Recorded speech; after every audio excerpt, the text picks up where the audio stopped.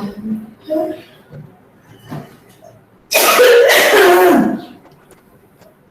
very good morning to all of you. आज psychological perspective of education की class पे दीक्षा हम सभी को मेजरमेंट ऑफ इंटेलिजेंस के कॉन्सेप्ट को समझाएंगी. दीक्षा, आप रेडी हो बेटा?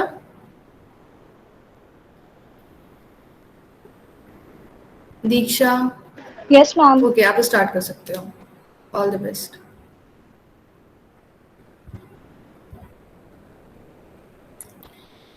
आशुतोष, आप प्रेजेंट कर रहे हो अपने आप को?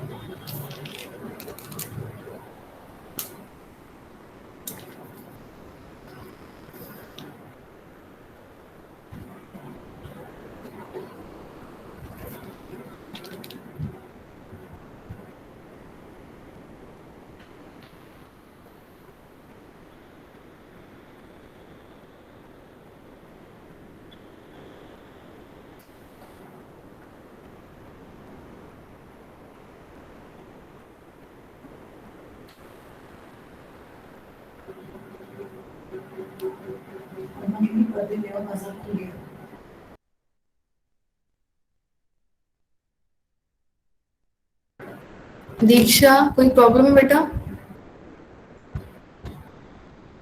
मैम इन्होंने अपने आप को. Good morning everyone. Good morning class. Good morning ma'am. Good morning ma'am. Good morning, ma'am. Good morning ma'am. Good morning.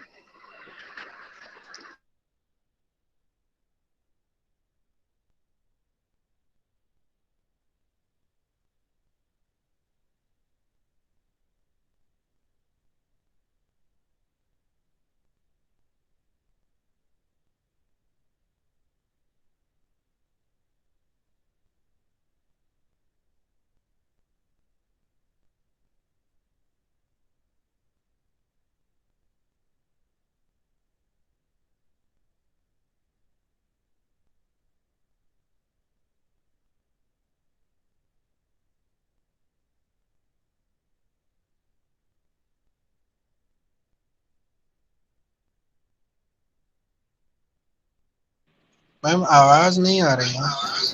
हाँ, अभिषेक, वही मैं पूछने रही थी. दीक्षा, बेटा अपने आप को अनम्यूट करो.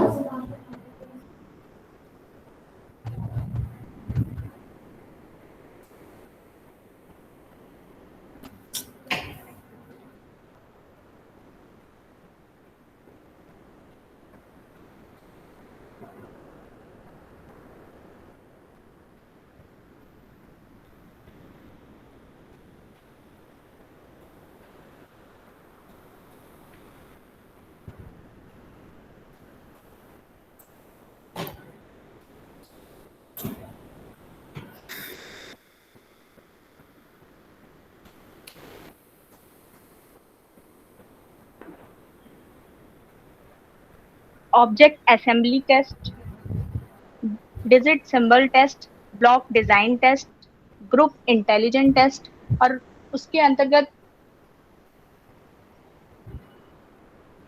types of group intelligence test based on scientists, the Stanford Binet Intelligence Scale and calculate IQ, then Ravel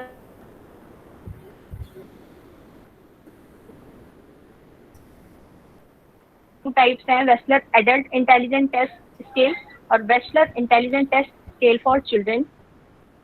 last में है advantage of individual intelligence test, disadvantages of individual intelligence test, And the last point is advantages of group intelligence test and the disadvantages of group intelligence test.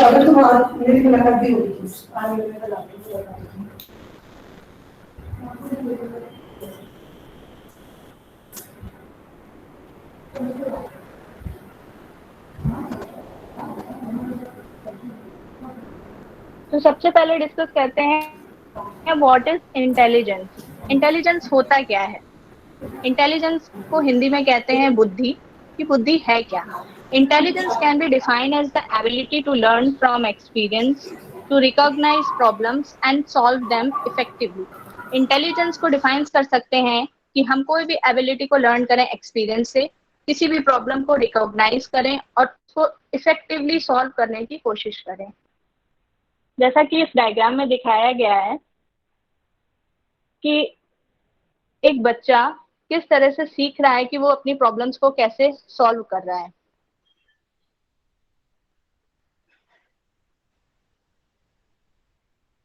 Next है definitions of intelligence. बहुत सारे psychologist ने definitions दी हैं intelligence की, जिसमें first है Terman. Terman के according intelligence वह एबिलिटी है जो एब्स्ट्रैक्ट थिंकिंग को कैरी करती है। एब्स्ट्रैक्ट थिंकिंग मतलब सामान्य सोच को।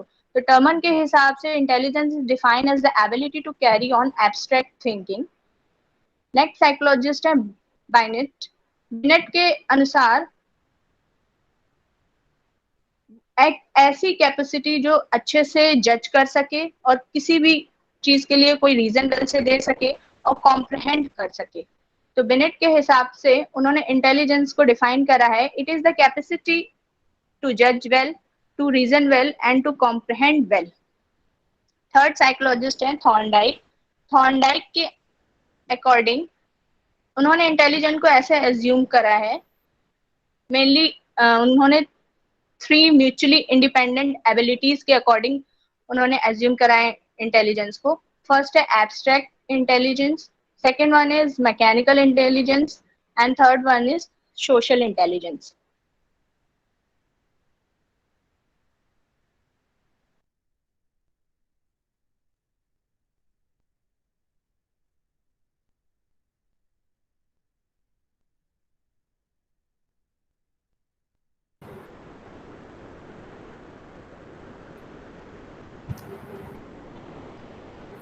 दीक्षा, दीक्षा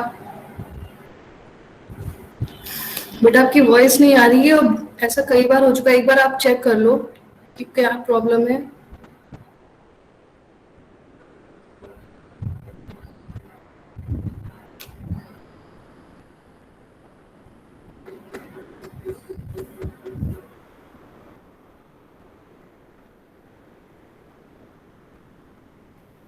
मैम अब आ रही है वॉइस?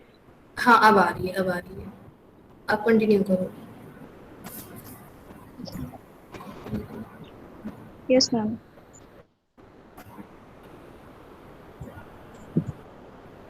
मैकेनिकल इंटेलिजेंस में एक एग्जांपल के थ्रू हम इसे समझेंगे। जैसे इंजीनियर्स होते हैं, उनमें हाई मैकेनिकल इंटेलिजेंस होती है, तो कोई भी टेक्निकल मैकेनिज्म है तो वो उसे अच्छे से डील कर सकते हैं। ये आएगा मैकेनिकल इंटेलिजेंस के अंदर। Third one is social intelligence. Social intelligence के लिए है कि the ability to communicate with people, understand and perform in social relation. मान लेते हैं कि कोई व्यक्ति है जो कि इम्परसेप्टिव व्यक्ति है। इम्परसेप्टिव का मतलब जिसमें लैक ऑफ परसेप्शन हो, या हिंदी में उसे कह सकते हैं बोधगम्य।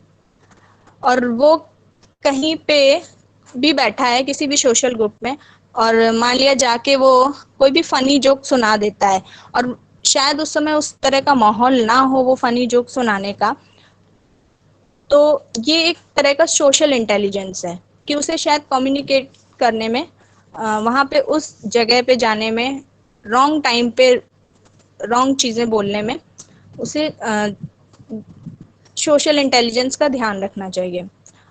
और सेकेंड एग्जांपल ले सकते हैं कि जैसे कुछ लोगों में ये आदत का होना कि they not show enough interest जब वो किसी से मिलते हैं, तो ये भी एक तरह का सोशल इंटेलिजेंस के अंदर एग्जाम्पल आ जाएगा।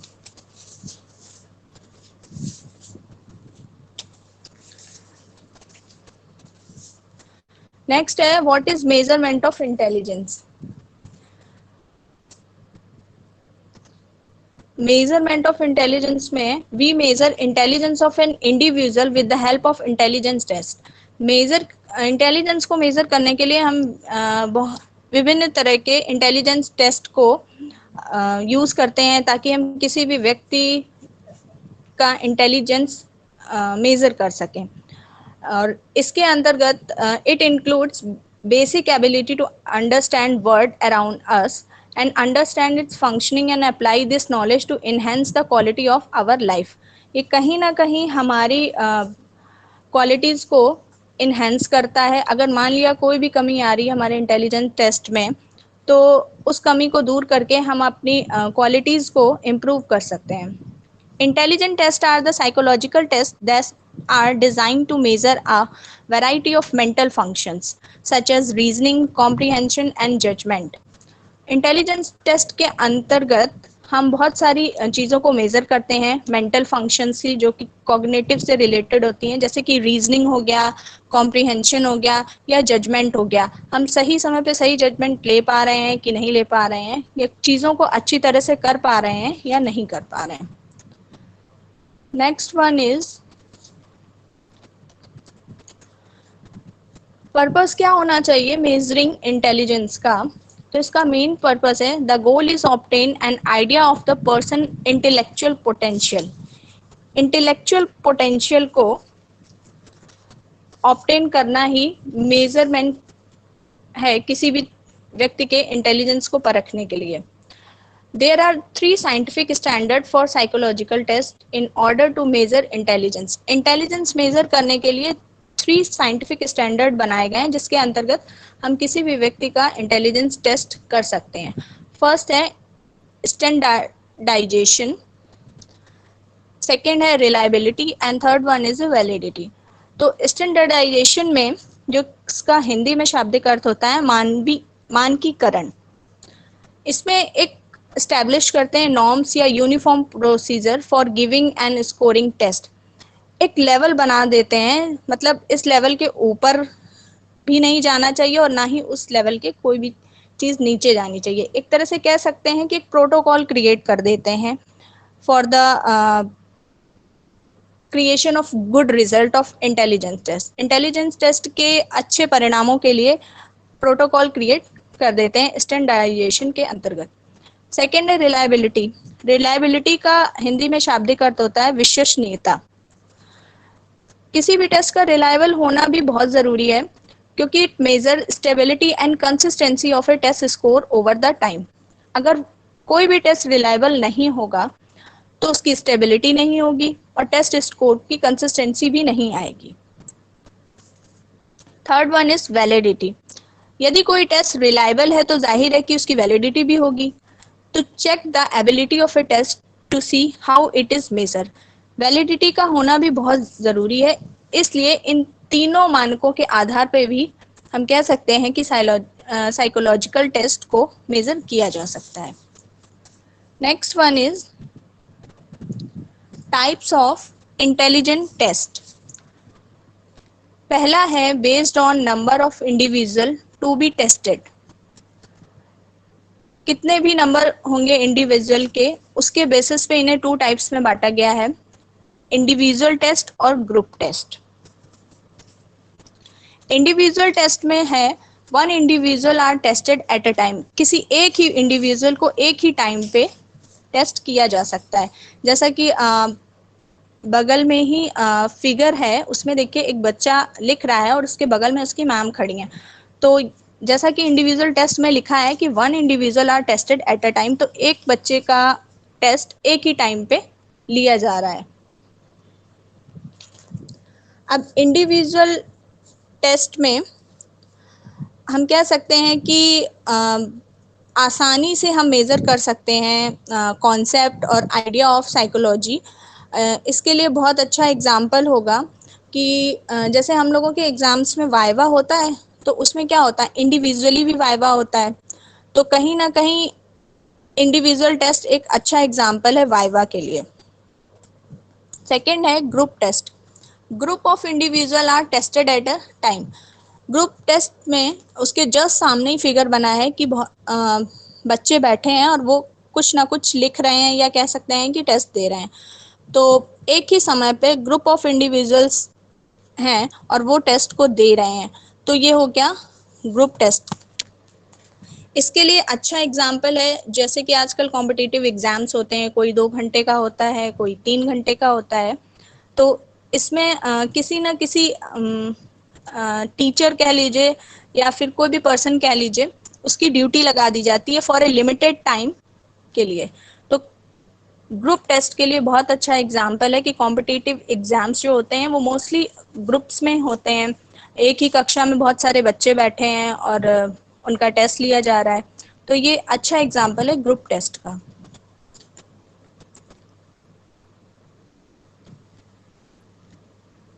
अब सेकेंड आता है based on the forms of test. उस बेसिस पे भी 2 टाइप्स हैं, वर्बल टेस्ट और नॉन वर्बल टेस्ट। वर्बल को हिंदी में बोल सकते हैं मौखिक, और नॉन वर्बल को जो बोलकर ना दिए जा सके या मौखिक रूप जिनका ना हो।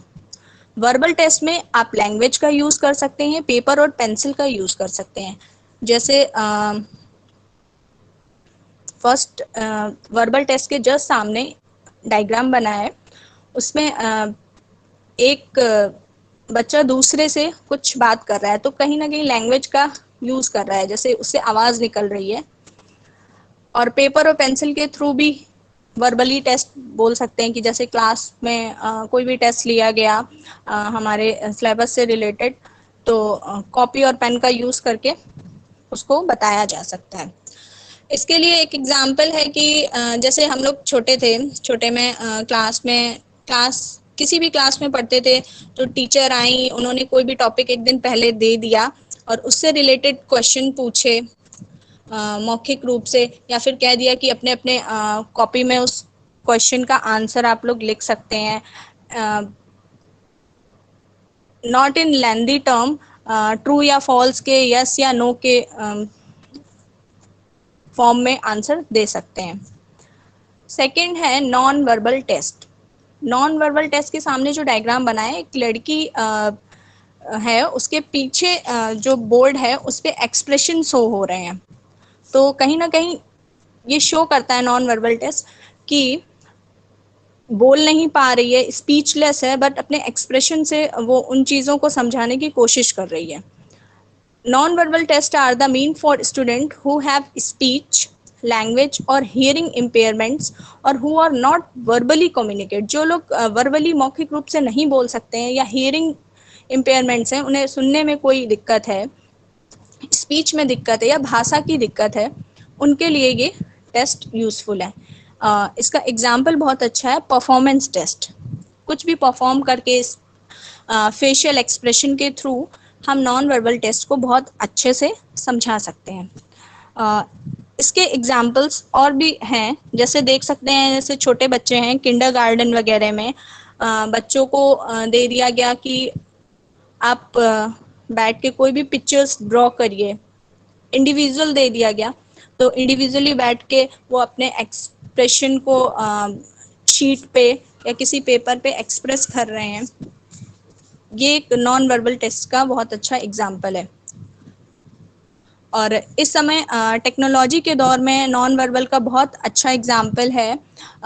जैसे कि हम लोग मोस्टली सभी व्हाट्सएप यूज़ करते हैं, व्हाट्सएप पे जो इमोजीज आते हैं, तो उनका भी मान लिया किसी को बोलने में कोई तकलीफ हो रही हो या कोई अपनी बातों को अच्छे से एक्सप्रेस नहीं कर पा रहा है, तो मोस्टली लोग आजकल इमोजीज का यूज़ करते हैं।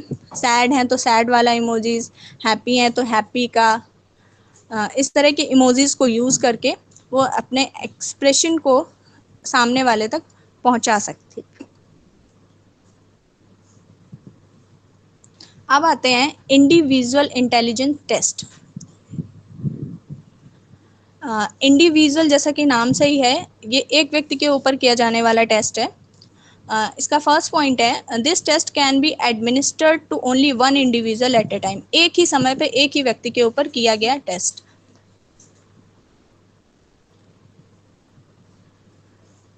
और इसका बहुत अच्छा एग्जाम्पल, जैसे कि मैंने पहले ही बताया था कि वाइवा है। वाइवा में होता है कि जो इंडिविजुअली वाइवा लिया जाता है उसमें एक ही समय पर एक ही व्यक्ति के वाइवा लिया जा सकता है। तो ये अच्छा एग्जाम्पल है इंडिविजुअल इंटेलिजेंस किसी एक व्यक्ति की परखने के लिए। It is costly in terms of administration and time. और कह सकते हैं कि इंडिविजुअल इंटेलिजेंट टेस्ट कॉस्टली हो सकता है क्योंकि मान लिया किसी भी इंस्टीट्यूट में गए वाइवा लेने, तो वहाँ पे 300 या 400 स्टूडेंट्स हैं और सभी का वाइवा लेना है, तो पर कॉस्ट भी बहुत ज़्यादा आएगी। या किसी कंपनी वगैरह में गए और टाइम भी बहुत सारा कंज्यूम होगा। थर्ड है a train tester is required to administer it. जो भी इंटेलिजेंट टेस्ट के लिए टेस्टर होगा, टेस्ट करने वाला होगा, उसका ट्रेन होना बहुत ज़रूरी है। अगर ट्रेन नहीं होगा तो कहीं ना कहीं रिजल्ट में कमियां नज़र आएंगी। फोर्थ पॉइंट है there is face to face interaction between the individual and the tester.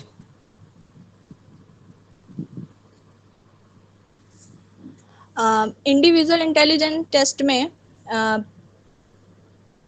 Face to face interaction होता है और एक ही समय पे होता है। और ये face to face interaction tester जो भी इंटेलिजेंट टेस्ट ले रहा है उसके स्टूडेंट या जिस भी व्यक्ति के ऊपर वो इंटेलिजेंट टेस्ट करना चाहता है उसके ऊपर उसके सामने ही ये होता है। It is more reliable. इसकी रिलायबिलिटी भी बहुत ज़्यादा होगी, विश्वसनीयता, क्योंकि ये इंडिविजुअली लिया जा रहा है। 6 पॉइंट है guidelines can be provided to individual on the basis of result. किसी भी इंडिविजुअल का अगर इंटेलिजेंट टेस्ट ले रहे हैं तो उसको गाइडलाइंस भी प्रोवाइड कर सकते हैं उसके रिजल्ट के बेसिस पे कि क्या उसका रिजल्ट आया वो सही है या गलत है, और अगर वो चाहे तो उसमें इम्प्रूवमेंट भी कर सकता है।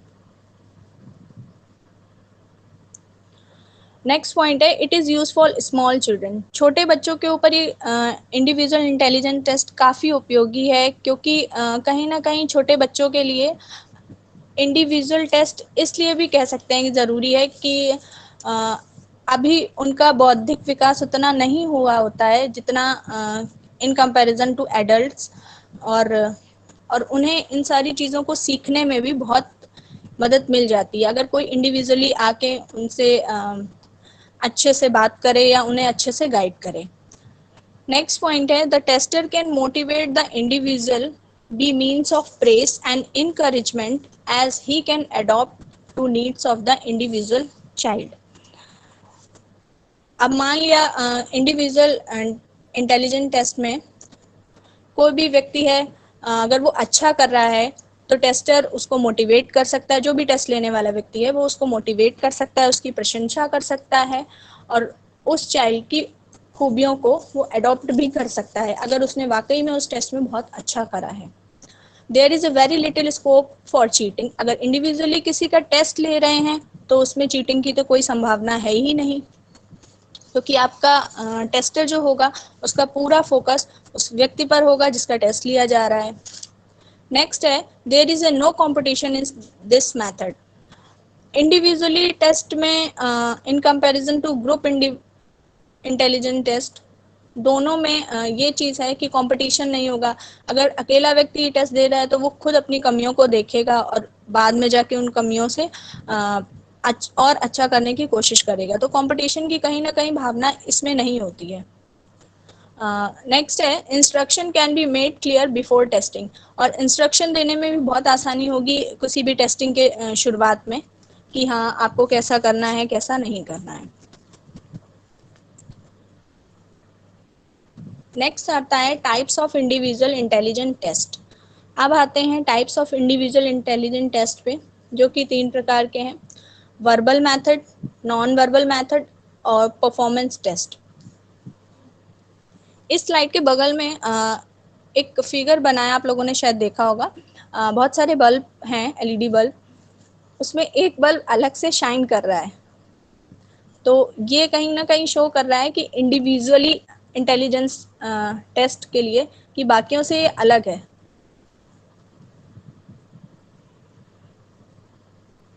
फर्स्ट आते हैं verbal method. In this method language ability is essential. Verbal जैसा कि मौखिक रूप से, तो इसमें लैंग्वेज की एबिलिटी बहुत ज़रूरी होती है, क्योंकि बोल कर ही हम इस टेस्ट को कर सकते हैं। सेकेंड पॉइंट है the individual can answer through verbal way such as reasoning memory and numerical abilities. मान लिया किसी भी कक्षा में हम गए और वहाँ पे जाके हमने कोई भी क्वेश्चन पूछा, तो उसके लिए जो स्टूडेंट होगा या फिर जिसका ऊपर भी ये टेस्ट करना चाहेंगे, तो वो आंसर अपना हमारे वर्बली देगा, रीजनिंग के थ्रू या फिर न्यूमेरिकल एबिलिटीज़ के थ्रू। थर्ड पॉइंट है verbal test can only be administered to literate people, not the dumb और those who doesn't understand your language. तो वर्बल टेस्ट के लिए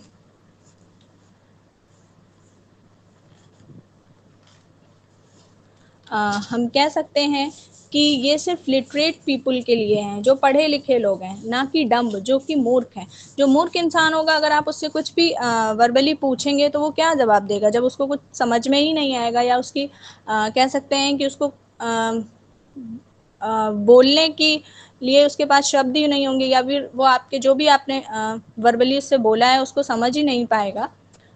तो ये टेस्ट सिर्फ लिटरेट पीपल के लिए है।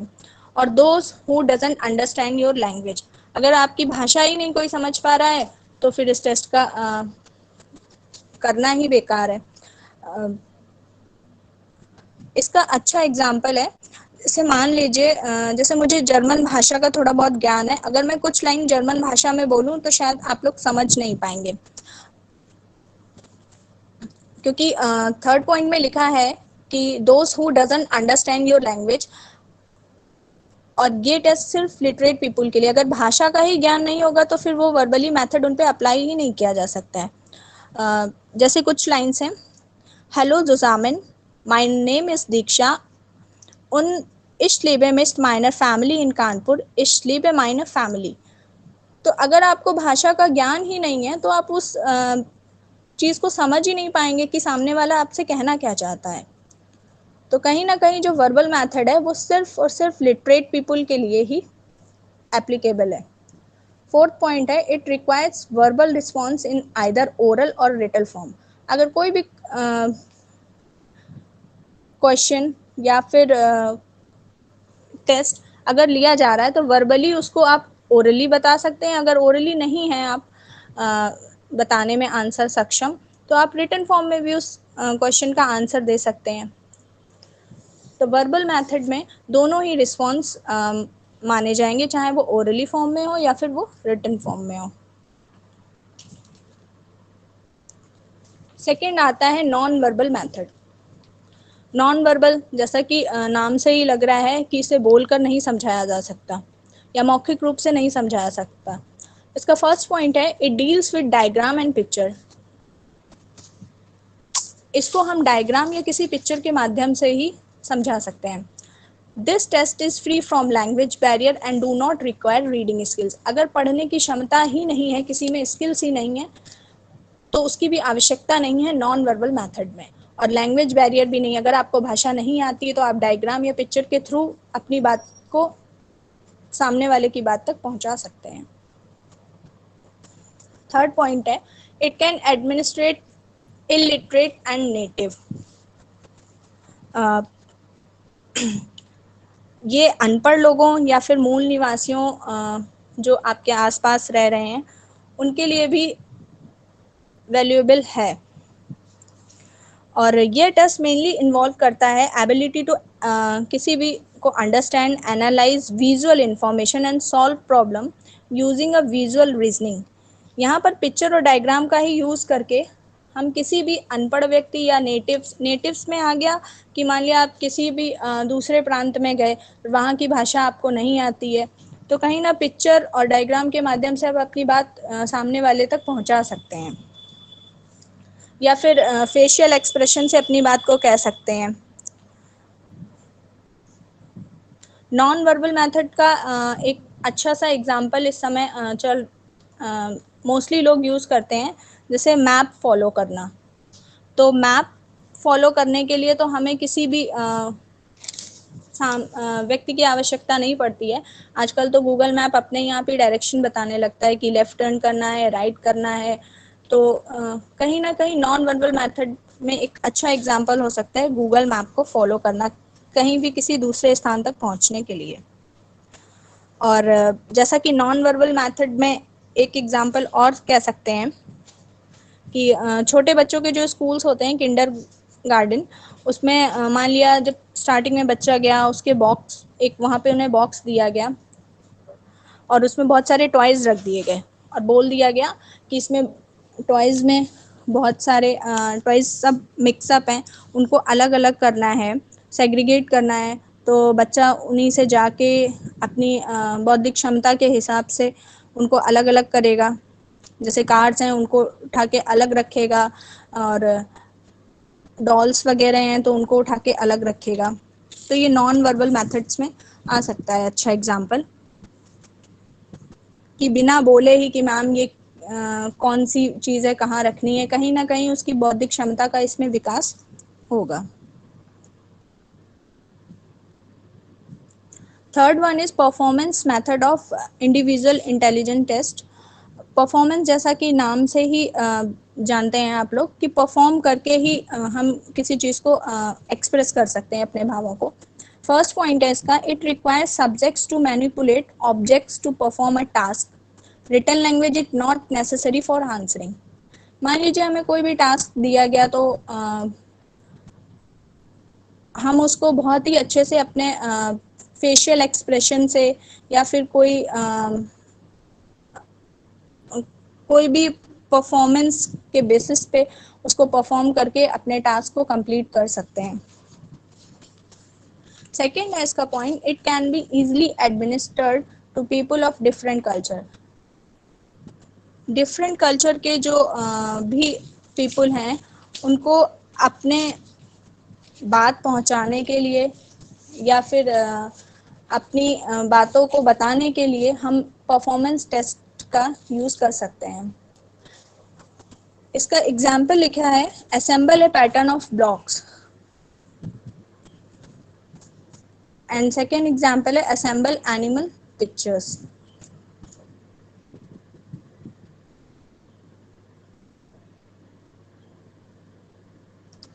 अब परफॉर्मेंस इंटेलिजेंस के भी 5 सब टेस्ट हैं। पहला है पिक्चर अरेंजमेंट टेस्ट, सेकेंड है पिक्चर कंप्लीशन टेस्ट, थर्ड है ऑब्जेक्ट असेंबली टेस्ट, फोर्थ है डिजिट सिंबल टेस्ट और फिफ्थ है ब्लॉक डिज़ाइन टेस्ट।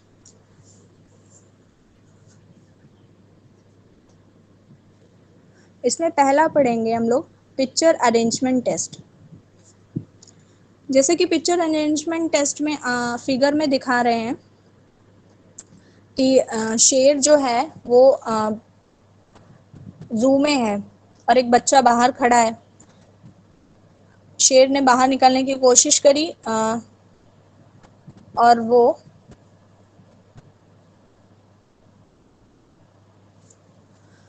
देखिए पिक्चर अरेंजमेंट टेस्ट में the subject is given to task to arrange the picture as quickly as possible so that a reasonable and meaningful story is formed. तो यहाँ पे picture के माध्यम से ही हम अरेंजमेंट करेंगे और एक रीजनेबल और मीनिंगफुल स्टोरी को बनाया जाएगा। जैसे पिक्चर अरेंजमेंट में 5 डायग्राम्स दिए हैं। पहला है थर्ड नंबर का, जहाँ पे शेर जू में बंद है और बाहर एक लड़का खड़ा है। फोर्थ नंबर वाला है कि शेर बाहर निकलने की कोशिश कर रहा है और लड़का तभी भी बाहर खड़ा है। उसके नेक्स्ट में जो डायग्राम है उसमें पहले नंबर का जो है उसमें उस बच्चे के पीछे वो शेर दौड़ रहा है और उसके जस्ट नीचे सेकंड नंबर की जो डायग्राम है उसमें जो बच्चा खड़ा है या फिर गाइडर कह लीजिए, वो उस शेर को निर्देश दे रहा है कि हाँ उसे मतलब उस डायरेक्शन में जाना है या अंदर जाना है। और उसके नेक्स्ट है 5 नंबर का कि वो जो भी उसका गाइड है वो खुश है कि हाँ शेर अब जू में पहुंच चुका है या फिर अपने बाड़े में पहुंच चुका है। तो इस पिक्चर अरेंजमेंट के थ्रू हम एक मीनिंगफुल स्टोरी को फॉर्म कर सकते हैं।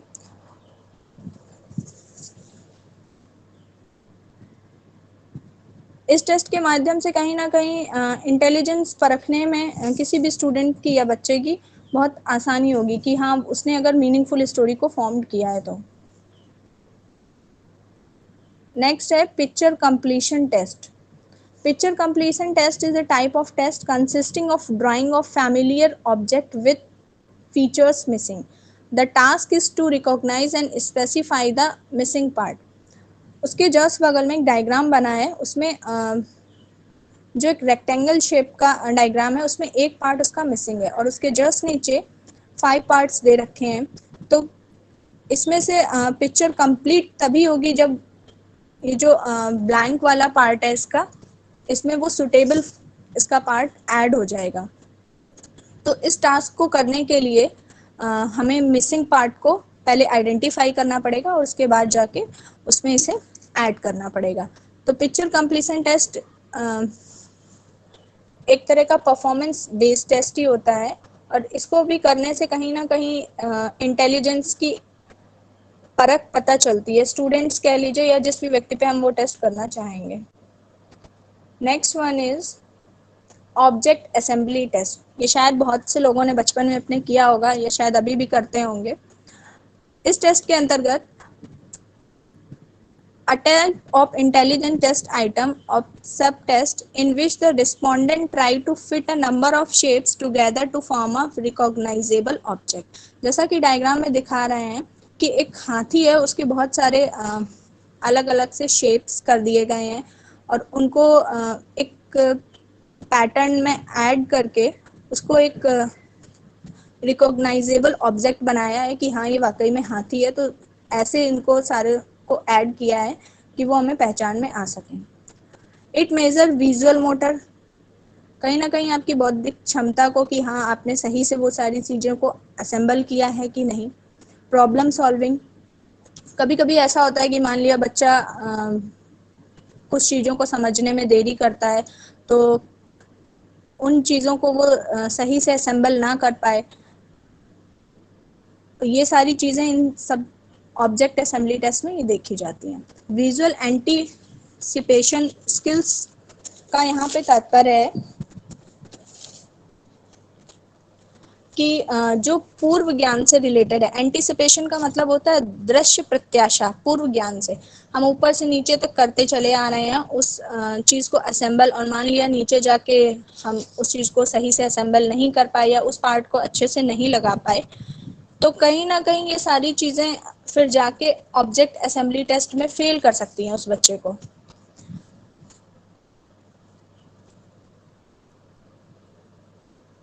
नेक्स्ट है डिजिट सिंबल टेस्ट। इस टेस्ट के अंतर्गत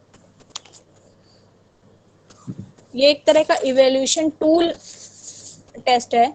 इसमें the digit symbol substitution test is an evaluation tools used to access cognitive functioning.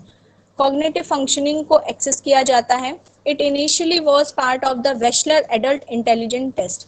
ये वेशलर एडल्ट इंटेलिजेंस का पार्ट है जो कि हम आगे डिस्कस करेंगे। साइंटिस्ट ने भी कुछ सारे टेस्ट दिए थे इंटेलिजेंस टेस्ट, उसी का ही एक तरह का पार्ट है। इस टेस्ट में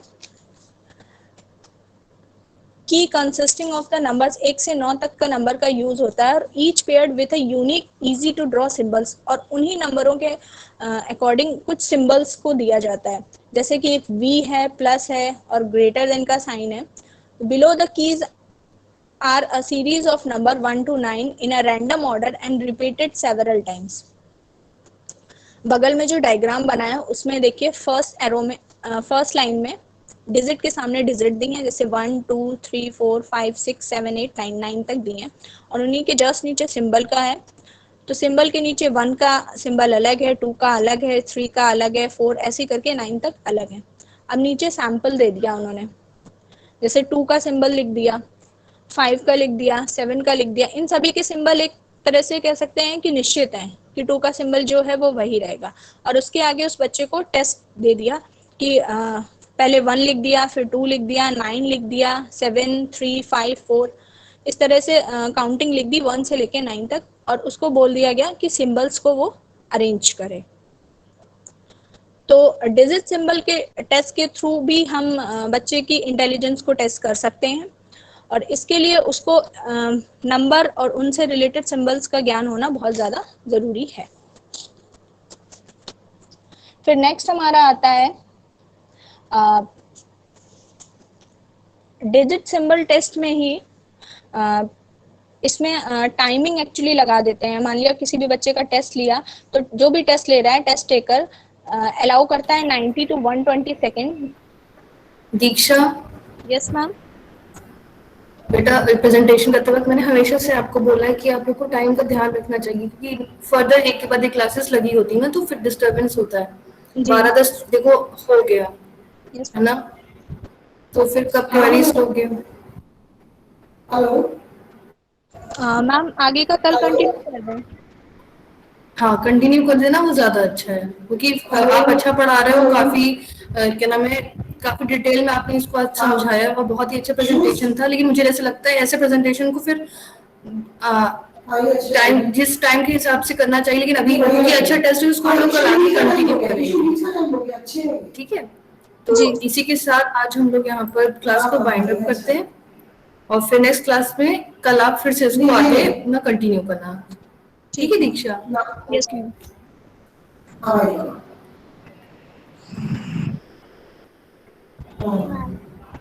thank you class, thank you.